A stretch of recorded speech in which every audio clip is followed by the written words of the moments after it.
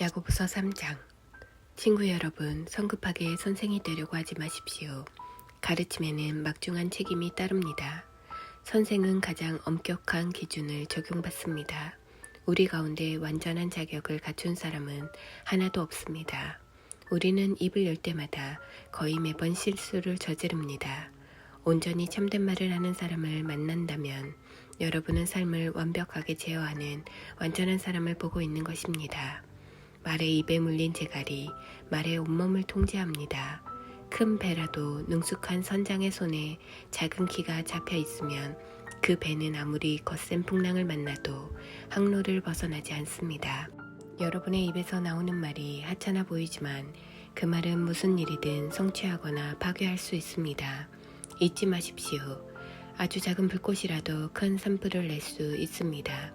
여러분의 입에서 나오는 부주의한 말이나 부적절한 말이 그 같은 일을 합니다. 우리는 말로 세상을 파괴할 수도 있고 조화를 무질서로 바꿀 수도 있고 명성에 먹칠을 할 수도 있고 지옥 구덩이에서 올라오는 연기처럼 온 세상을 허망하게 사라지게 할 수도 있습니다. 두려운 일이 아닐 수 없습니다. 여러분이 호랑이는 길들일 수 있지만 혀는 길들일 수 없습니다. 이제껏 혀를 길들인 사람은 아무도 없었습니다. 혀는 사납게 날뛰는 무자비한 살인자입니다.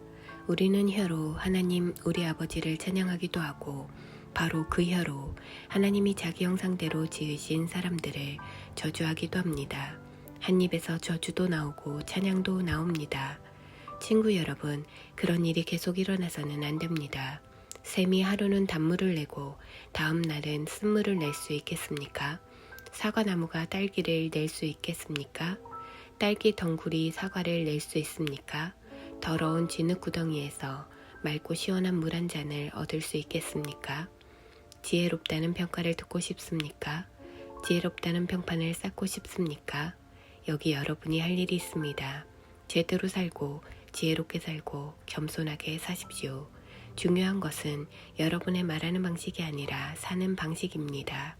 야비한 야심은 지혜가 아닙니다. 스스로 지혜롭다고 뽐내는 것도 지혜가 아닙니다. 지혜롭게 보이려고 진실을 왜곡해 말하는 것도 지혜가 아닙니다. 그것은 지혜와는 한참 거리가 멉니다. 그것은 짐승같이 약삭빠르고 악마같이 교활한 속임수일 뿐입니다. 여러분이 다른 사람보다 더 낫게 보이려고 하거나 다른 사람을 이기려고 할 때마다 일은 엉망이 되고 서로 멱살을 잡는 것으로 끝나고 말 것입니다. 참된 지혜, 하나님의 지혜는 거룩한 삶에서 시작됩니다. 참된 지혜의 특징은 다른 사람들과 평화롭게 지내는 것입니다. 참된 지혜는 온유하고 이치에 맞으며 자비와 축복이 넘칩니다. 하루는 뜨겁고 다음 날은 차갑고 하지 않습니다. 겉과 속이 다르지 않습니다.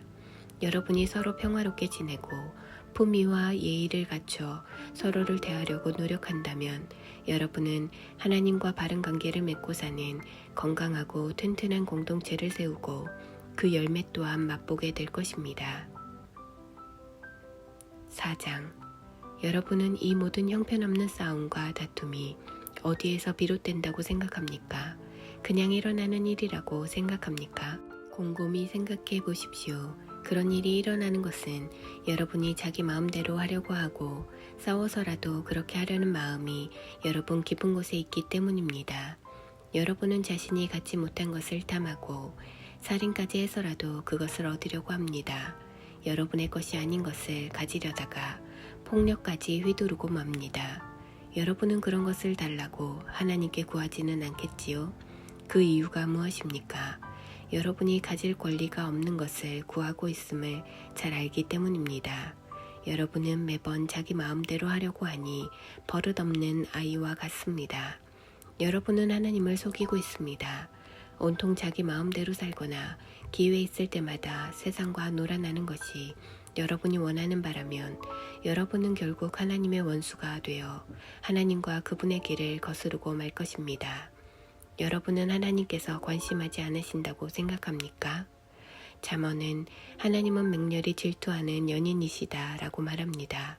그분께서 사랑으로 주시는 것은 여러분이 얻고자 하는 다른 어떤 것보다 훨씬 나은 것입니다.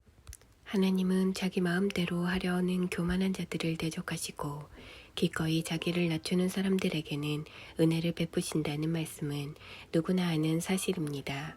그러니 하나님이 여러분 안에서 그분 뜻대로 일하시게 해드리십시오. 마귀에게는 큰 소리로 안 돼 하고 외치고 마귀가 날뛰지 않는지 주시하십시오. 하나님께는 조용히 이해하고 말씀드리십시오. 그러면 하나님께서 즉시 여러분 곁에 계실 것입니다. 죄에서 손을 떼십시오. 내면의 삶을 깨끗게 하십시오. 여기저기 기웃거리지 마십시오. 땅을 치며 하염없이 우십시오. 놀고 즐기는 일은 끝났습니다. 신중하게, 참으로 신중하게 처신하십시오. 주님 앞에 무릎을 꿇으십시오. 여러분이 일어설 수 있는 길은 그 길뿐입니다. 친구 여러분, 서로 헐뜯지 마십시오.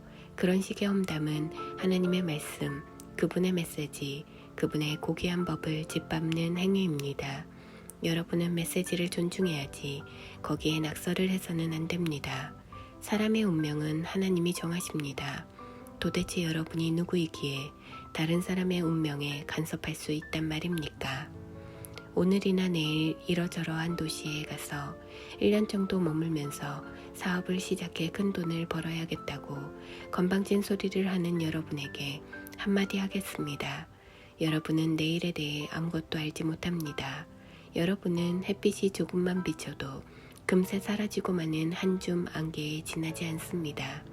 오히려 주님이 원하셔서 우리가 살게 된다면 이러저러한 일을 하겠다고 말하는 습관을 들이십시오. 사실 여러분은 우쭐거리는 자아로 가득 차 있습니다. 그런 자만은 다 악한 것입니다. 여러분이 옳은 일을 할 줄 알면서도 하지 않는 것, 그것이 바로 여러분의 죄악입니다. 5장 마지막으로 거만하게 구는 부자들에게 말합니다.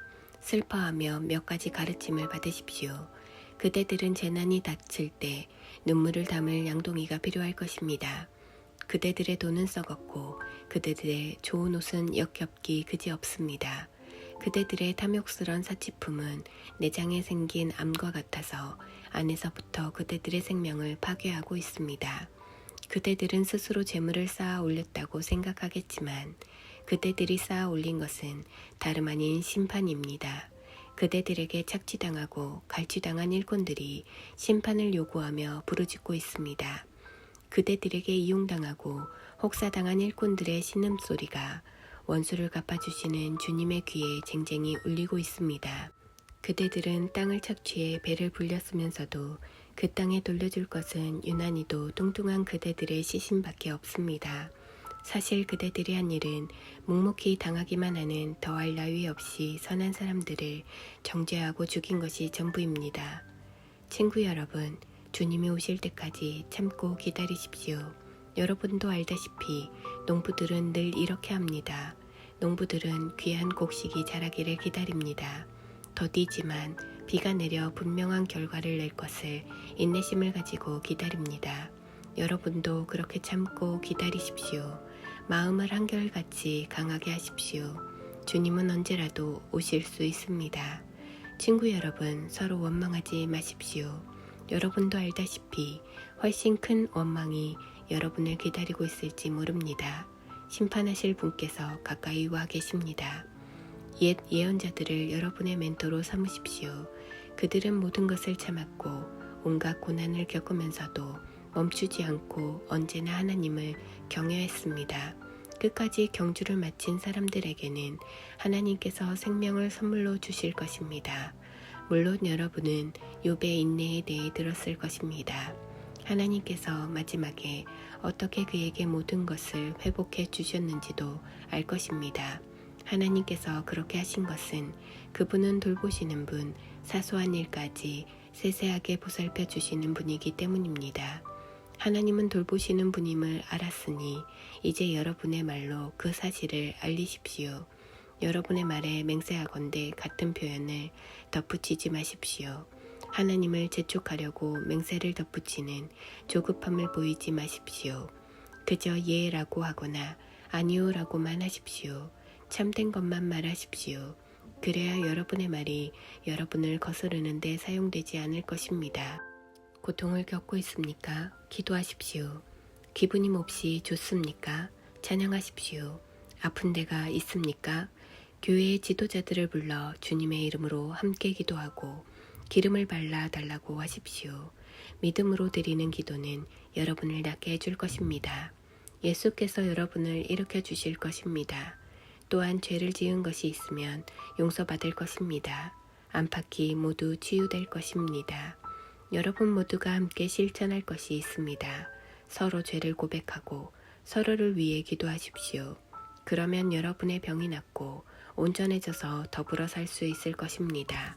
하나님과 바른 관계를 맺고 사는 사람의 기도는 하나님께서 헤아리실 만큼 강력한 힘을 발휘합니다. 예컨대 엘리야는 우리와 똑같은 사람이었으나 비가 오지 않게 해달라고 간절히 기도하자 비가 내리지 않았습니다. 3년 6개월 동안 한 방울도 내리지 않았습니다. 그 후에 비를 내려달라고 기도하자 비가 내렸습니다. 소나기가 내려 모든 것이 다시 자라기 시작했습니다. 사랑하는 친구 여러분, 하나님의 진리에서 떠난 사람들을 알고 있거든 그들을 포기하지 마십시오. 그들을 찾아가십시오. 그들을 돌아서게 하십시오. 이는 귀한 생명들을 파멸해서 건져내는 일이며 하나님을 등지는 일이 전염병처럼 퍼지는 것을 막는 일입니다.